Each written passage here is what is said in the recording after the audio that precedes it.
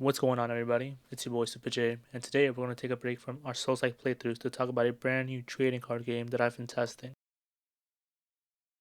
Oh, hell no. Did he just say trading card game?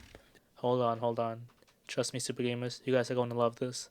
This game is called Mythic TCG. Now let's roll the intro.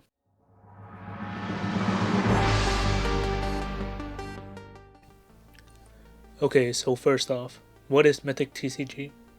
Mythic TCG is a trading card game which is being developed by Seth, who is also the founder of Hidden Studios.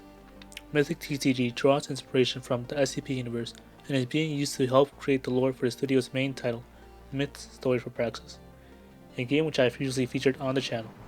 The main objective of Mythic TCG is to reduce the opposing player's health to zero by using a variety of different cards, strategic thinking, and more importantly by playing cards at the correct time. Both titles are still currently under development and are being worked on daily. I'll leave the Discord in the description so you guys can stay up to date with the development progress of both games. Before I show you guys some gameplay, I have to make sure you understand the game. So in this video, I'll be giving you a complete breakdown of the game and teaching you how to play the game for yourselves. I'll start by explaining all different types of cards in the game, beginning with leader cards. Actually, before I explain what a leader card is, let me give you a basic breakdown of the card properties.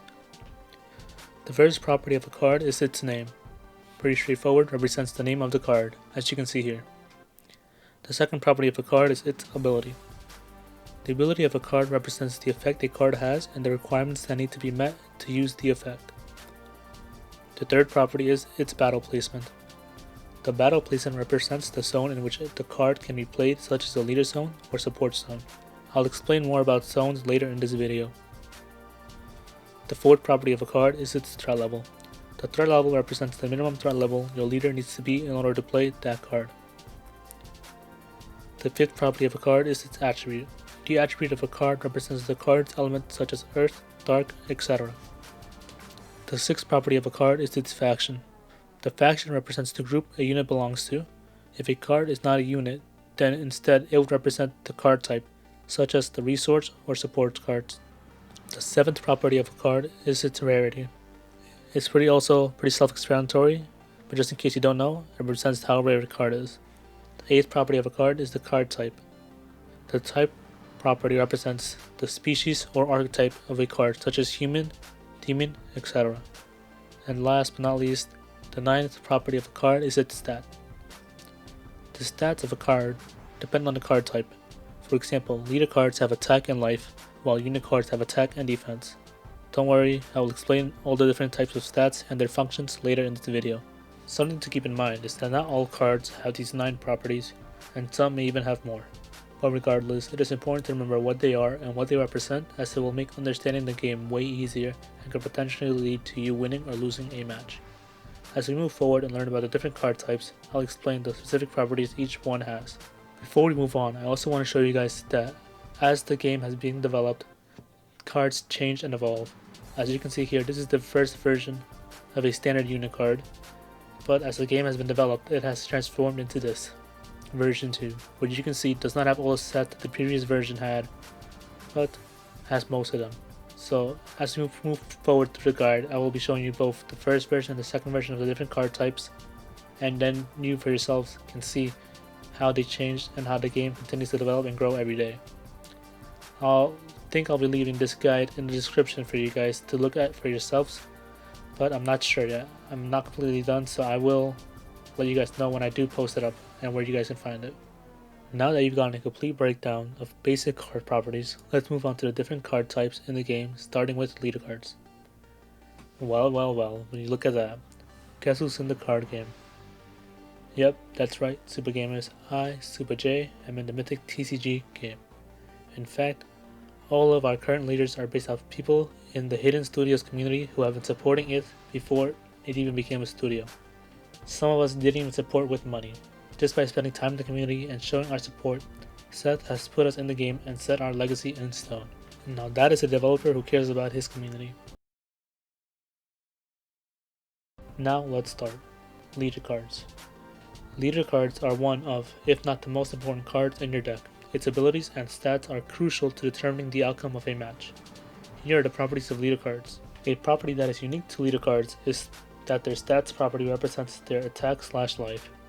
The attack represents how powerful a leader's attacks are and is the same for other cards in the game such as units and Kalons.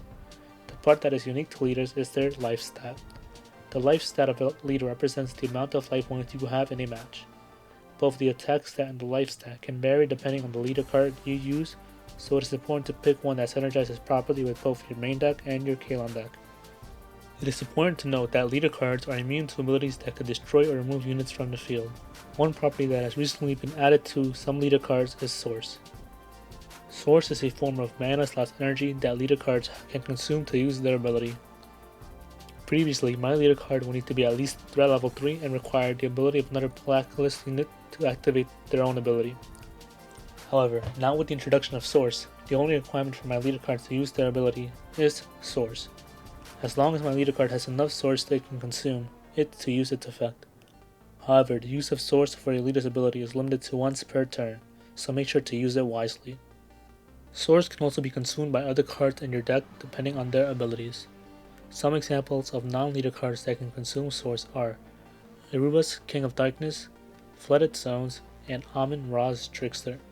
There are also some cards in the game that can increase the amount of Source your leader has by their ability, such as the 5 key resource cards, Tyro Key, Supreme Key, Master Key, Cosmic Key, and the Abraxas Key. Although these are only available to the OG supporters of Hidden Studios, there are other cards in the game that will help you manage your Source and potentially even reduce the Source of your enemies. Some of the other cards include most mecha cards, which usually add Source to your leader, as their deck revolves around the use of Source, and other resource cards and support cards, such as Grant's Decision, Knight of the Realm Table, and Respawn. If you are having trouble understanding the terminology I'm using, don't be stressed. Later in the video, I will go over all the different vocabulary that is used in the game. The main thing I want to show you is that even though the game is currently being tested by only Seth, the developer, and myself, he is working hard to make sure the game is balanced by buffing or nerfing cards and adding new mechanics such as Source. Okay guys, so that's going to be for this video. I wanted to put my whole guide into one long video, but it's going to take a lot longer than I expected. It's been very hectic, both with work and with family, so I'm trying my best. I have a lot more with the actual guide itself done. I just have to get the recording and finishing up both the guide, editing, recording, and all the stuff I have to do. But I'll try my best to have it out all complete before the end of the year, but no promises as this is very long and it will be very in-depth, okay guys? So, but that is it for now. Hopefully I'll get my next video out soon, and that's it for me guys. Take care.